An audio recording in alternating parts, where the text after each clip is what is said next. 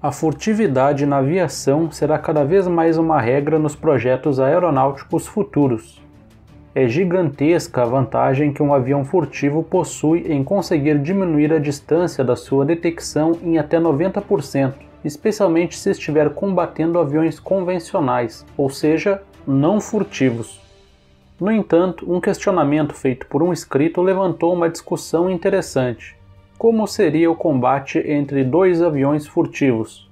Se a furtividade tem como objetivo justamente diminuir a distância de detecção, como dois aviões furtivos se detectariam em um confronto? Essa discussão pode ser resumida em duas partes problemáticas: a detecção e o engajamento. Começando pela detecção, precisamos primeiro entender o efeito da redução de RCS. Os caças furtivos diminuem seu RCS de duas formas principais: as técnicas de forma e o emprego de materiais absorventes. Já tenho um vídeo aqui no canal onde explico um pouco melhor esse assunto, que vou deixar linkado aqui na descrição, então não vou entrar muito em detalhes aqui.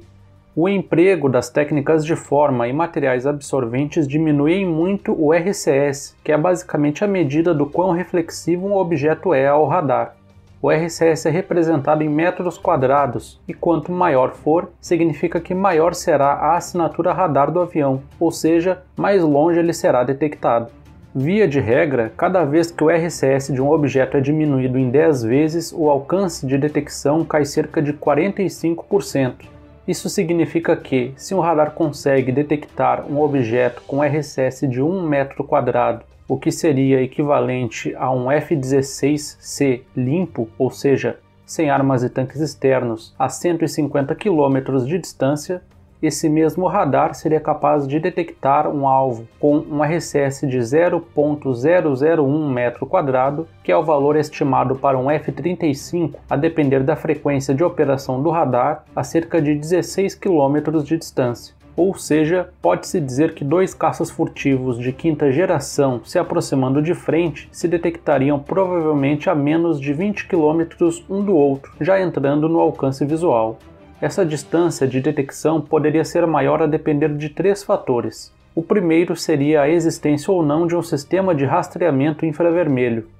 Os caças furtivos também são feitos para terem uma menor assinatura infravermelha, mas essa redução é muito mais modesta que a redução da assinatura radar. Desse modo, sistemas IRST modernos poderiam detectar caças, mesmo que furtivos, a distâncias superiores à detecção pelo radar.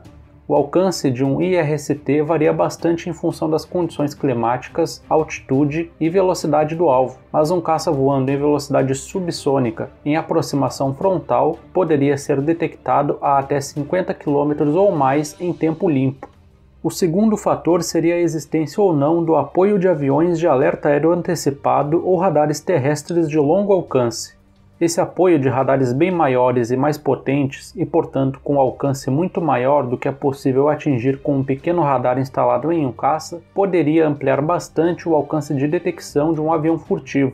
Esses radares poderiam repassar ao caça via datalink a posição do inimigo que, mesmo que fosse furtivo, poderia ser detectado a distâncias já próximas de 100 km ou mais, especialmente porque esses radares de longo alcance operam em frequências onde a furtividade é menos eficiente.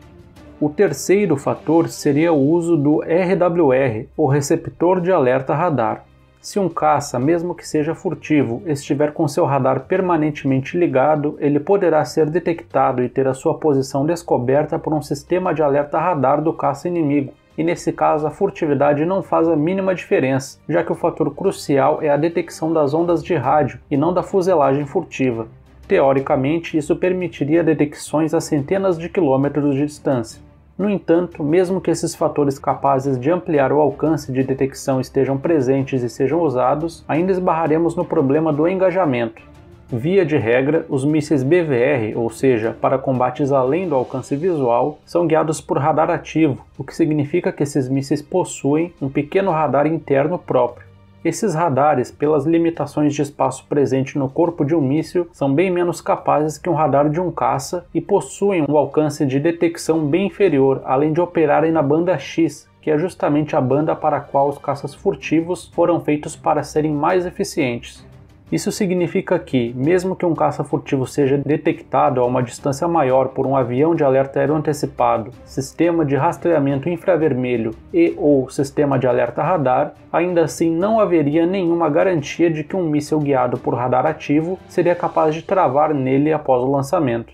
Essa dúvida sobre a capacidade ou não de um míssil guiado por radar ser capaz de travar em um avião furtivo é ainda maior se considerarmos que esse avião, caso fosse engajado, faria uso de chefs, que são os despistadores de radar. Um chef é um pequeno tubo composto por milhares de pequenas tiras de metal. Essas tiras são liberadas após o lançamento e refletem muito bem as ondas de rádio, se tornando um alvo mais atrativo que o avião lançador, já que o RCS das tiras é maior. A questão é que, quando um sistema desses é utilizado por um avião furtivo, a diferença entre o RCS dos chefs e do próprio avião é muito maior que a diferença do RCS dos chefs e de um avião convencional, ou seja, pode-se dizer que estes despistadores seriam ainda mais eficientes se utilizados por aviões furtivos, dificultando ainda mais a vida do míssil guiado por radar.